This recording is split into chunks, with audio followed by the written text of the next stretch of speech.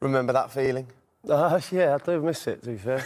wasn't quite as on fire as Ronaldo as often, but listen, yeah, I did go through it every now and then. He scored some good goals. I'll tell you what, let's hear from him, actually. This is what Cristiano said to us after the game.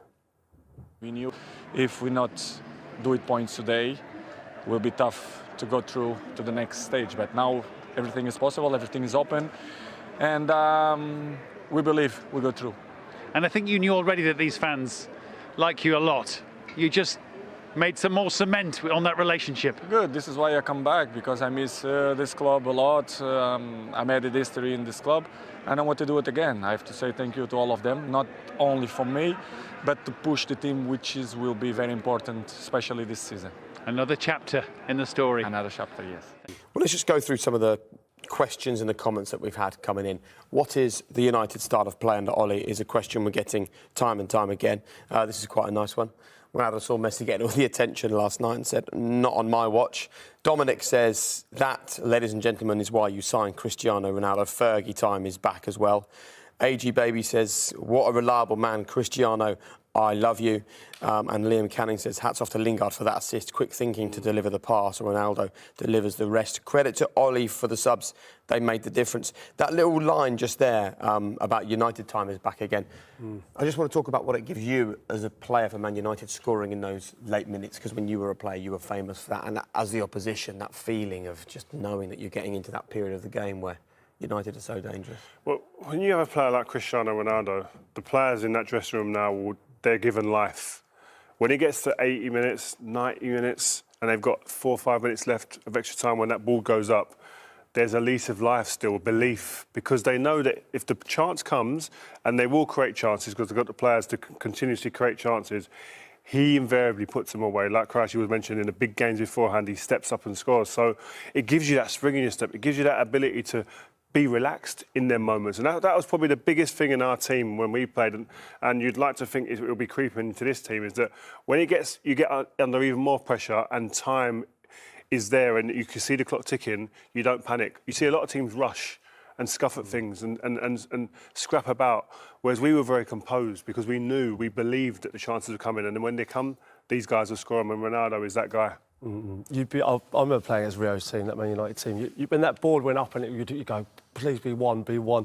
You know, there's five minutes on the board. You just knew you'd be in for relentless pressure in those 5 minutes. And invariably, you know, it wasn't an accident that they scored in those last minutes. And it's matter Cristiano. I mean, I'm still in contact with him now, and he texted me tonight saying, I didn't play well, but I knew I'd score. I knew I'd get a chance and score. And that's the belief that not only he has, he's feeding that to everybody else, and they're all feeding off it. It's a great thing to have. I mean, Karachi, when he's in form, the other players have been feeding off. Get the ball to Karachi any minute again, he's going to put it in the back of the net. It's a great place to be. Well played, that man, this evening. But there are still questions tonight, and here is one that's been coming up time and again. This one's from Adam. I showed you this a second ago. What is United's style of play under Ole? Well, let's go back to your analysis screen then, Rio, and tell us what you think the style of play is under Ole. Yeah, I think it's been questioned. What is the style of play? And it is quite a relevant question. But at the end of the day, I think that the way United have played since Ole's been here, and if I was going to pick anything that stands out and that I've seen that's become repetitive at times and jumps out at me, it would be the way that they score in transition. They win the ball, and on that transition, they're so quick, the way they pounce. You see here, once they win it, straight away, this is what you see consistently. You see that people running and moving and making runs, and that has been, I think, for me, from the day he's come in the club. At times, if you're going to say what's been something that's been reoccurring, it has been that, and I think Rashford plays a key part in that most of the time. When you see a lot of the clips, Rashford is one of the guys that is really probably the trigger for it, and that's been probably the main thing. But at the end of the day, also you have to understand as well, I think they've relied a lot on individual brilliance at times and moments. Obviously Bruno's been probably integral to that and the main player in that, but I think he's building something slowly, but we're not seeing as it's not probably jumping out at you as much as you might see it with some other teams yet. But I've got no doubts they're working on the training ground to try and make sure that they have that identity that comes. But one of the identities is scoring late goals, character, belief. Is it taking too long, though, to find the identity? I think anyone would say that it's taking too long, because as professional footballers, I put myself in Ollie's shoes or one of the players, you're impatient. Crouch, it's like we all want it yesterday, and we never want to wait. And I think in society in general, we're all impatient. And this is no different, and there'll be fans who will be grumbling and saying, I want it now. But you have to believe in a process. Not everything happens overnight. And listen, I think that these guys, I know for a fact they're working hard behind the scenes, and I'm sure they'd love to be further ahead than where they are at the moment. But you've got to just take sometimes where you're at and just trust the process. My issue is, I think Rio said it there, the patterns of play, counter-attacking football.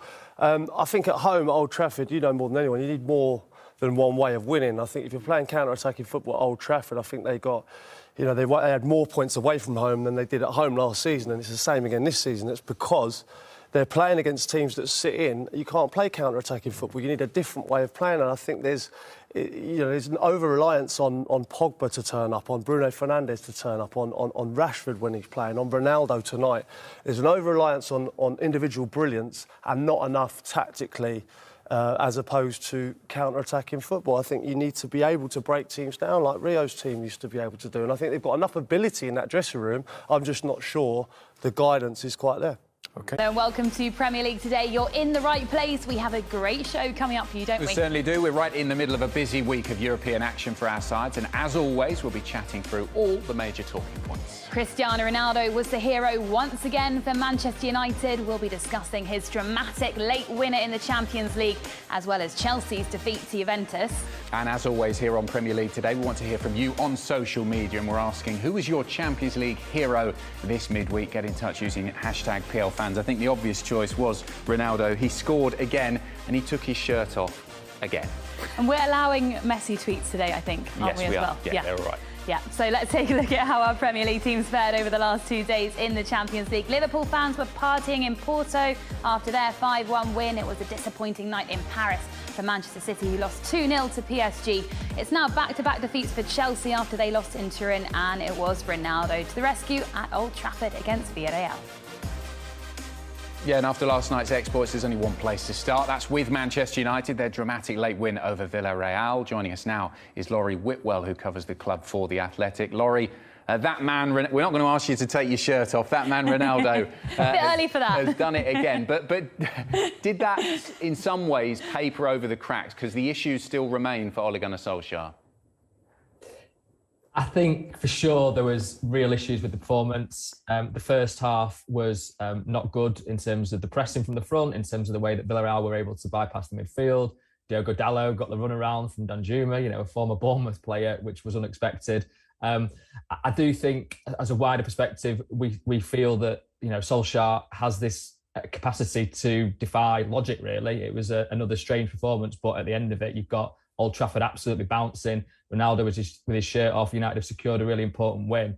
So I don't know. Sometimes tactics go out the window, and you kind of just throw everything at it, and that's what United did last night. But for sure, if they play like that again, albeit Villarreal are a good team, I think they will pick up points. I think they could well get out the group and do okay in the knockout stages. I think if they play like that again, United, they will come unstuck. Laurie, stay with us. We're just going to hear from Ole Gunnar Solskjaer now, speaking about his star man, Cristiano Ronaldo, after the game. That's just what he's done throughout his career. He's so strong mentally. He just stays in the game. I've seen him all day today, the way he's built himself up for this game, how focused he's been, and when he gets that one chance, it's a goal. He had a couple of half-decent headers first half that could have ended up with chances, but a true mark of a very, very good finisher, that he keeps calm when the chance arrives. Laurie, it was obviously Lionel Messi all over the headlines on a Wednesday morning after that unbelievable goal on Tuesday. Do you think that played a part? Do you think Cristiano Ronaldo sees that, it spurs him on? He thinks, well, I'm going to be all over the headlines on Thursday morning then? I'd love to know. I mean, he certainly knows what a back page picture, makes when he takes his shirt off. And I think every single newspaper went with, his pecs, the way he's absolutely shredded, isn't he? So, fair play to the guy for looking like that at 36. And I don't know how much the Messi thing plays a factor in his mind. Clearly it did for the Ballon d'Or for a number of years, and I wouldn't put it past him to sort of want to outdo him, I suppose, the next night on. I think more so probably just the fact that he wants to win the game for Man United. And I mean, a lot of people were calling for him to be subbed last night. He wasn't really in the game too much. I mean, we saw when Cavani came on, and there's that moment when he sprints sort of 20 yards further than Ronaldo to get that ball that was going to head out, and that kind of caused a bit of chaos to the occasion. Cavani really changed the game, I think. So it looked like Ronaldo was spent, but then he knows how to score goals, and that's why Solskjaer left him on. He scored more goals in the Champions League than any player, and he obviously did the business at the very death last night, and that's why he stayed on the pitch. Yeah, Laurie, more goals than any other player in the Champions League, and now more appearances, as we saw there, than any other player. He overtook the goalkeeper Iker Casillas, 178. Absolutely incredible number in the Champions League for Ronaldo at the various clubs he's played for. You mentioned the mentality there. Is that something that, over time, Solskjaer's going to hope that he manages to spread throughout the whole team? That never say die, never give up. It's always a possibility to win a game at the death, and perhaps the mental toughness that some of these other players might need. For sure, and they've already been tapping into that. You know, the way he conducts himself around Carrington, the way that he eats, his nutrition, the way that he trains. I think that will just naturally rub off on other players that perhaps, you know, they've got him there as a guy that's done everything in the game, that has got a career that's sustaining into his mid-30s. And if you don't learn off somebody like that, then there's something very wrong. And I certainly think that mentality will seep through as well. I mean, it was quite funny, wasn't it? I think the stat is that Ole Gunnar Solskjaer was the last player to score a goal as late as that, a winning goal in Europe for Manchester United, and Ronaldo's just gone one better. So you've got two guys there, the manager and the centre forward, who know that you have to keep playing to the very last kick.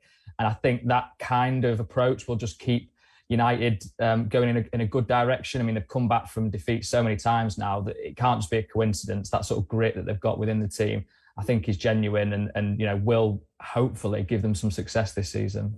Laurie, thanks so much for coming on. Great to speak to you. We'll see you very soon.